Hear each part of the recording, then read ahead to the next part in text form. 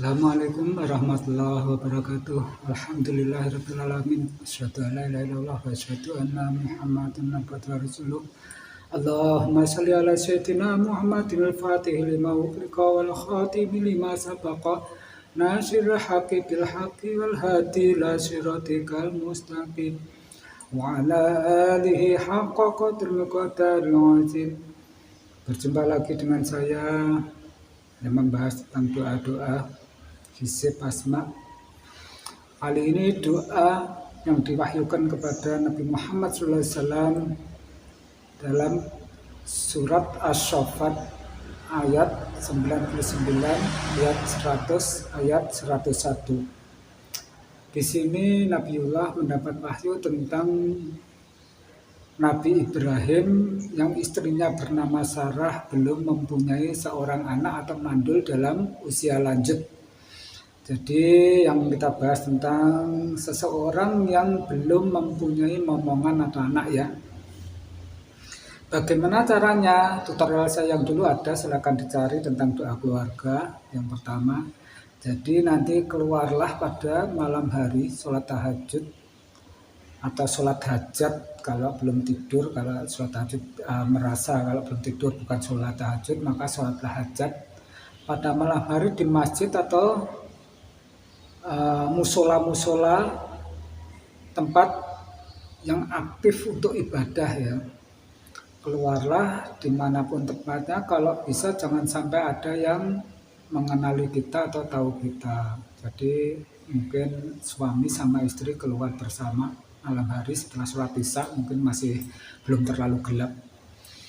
Terus mungkin kalau ditanya keluarga bisa berniat untuk refreshing atau apa. Memang kita juga refreshing ya, berjalan-jalan, berdua, bersenang-senang.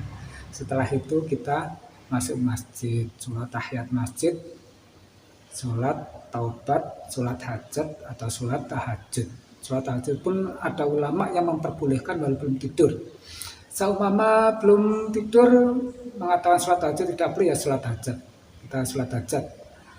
Setelah itu kita berdoa pada Allah Ta'ala, minta hak prerogatif Allah Ta'ala untuk memberikan omongan. Karena Nabi Ibrahim di sini istrinya dalam usia lanjut, sudah diprediksi mandul, belum mempunyai anak. Ternyata setelah berdoa mempunyai anak yang bernama Nabi Ismail alaihissalam. Doanya yang di ayat ke-100, Rabbi habli minas sholihin. Jadi Nabi Ibrahim berdoa kepada Allah, Rabbi habli minas sholihin, ya Tuhanku anugerahkanlah kepadaku seorang anak yang termasuk orang yang soleh. Kita baca mungkin kalau Nabi Ibrahim di sini tidak ada riwayat membaca berapa kali, kita baca minim 100 kali ya.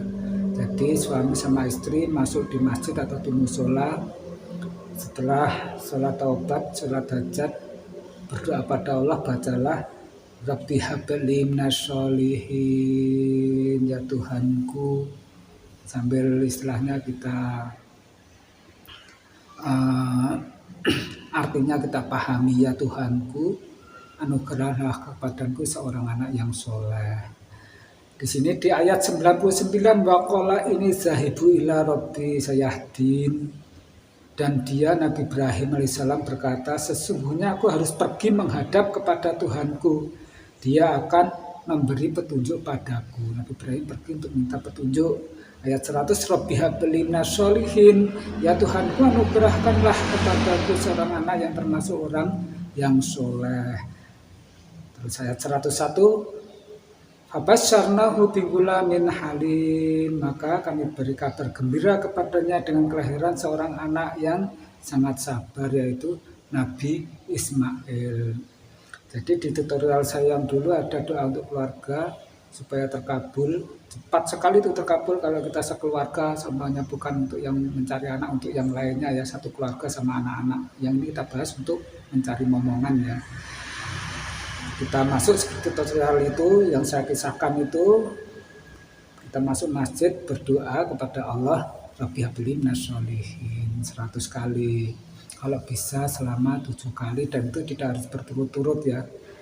Jadi seorang wanita terkadang mengalami haid atau kadang kalau mau keluar belum ada waktu yang longgar dan lain sebagainya, maka tidak harus setiap hari. Apabila sempat, keluarlah dengan suaminya, istrinya, berdua keluarlah ke masjid-masjid. Setelah itu berdoa pada Allah. Setelah pulang, jangan sampai bercerita kepada siapapun tentang hajat kita ya. Ingat, jangan cerita, hubungannya adalah Anda jadi istri, suami sama Allah. Hubungannya cuma itu, tidak ada hubungan untuk manusia. Mintalah pada Allah ya. Semoga semua cepat diberi momongan yang soleh-solehah. Habis syafaati Rasulullah SAW, karena ini adalah wahyu yang diturunkan kepada beliau yang mengisahkan tentang Nabi Ibrahim alaihissalam. Saya tutup sekian. Assalamualaikum warahmatullahi wabarakatuh.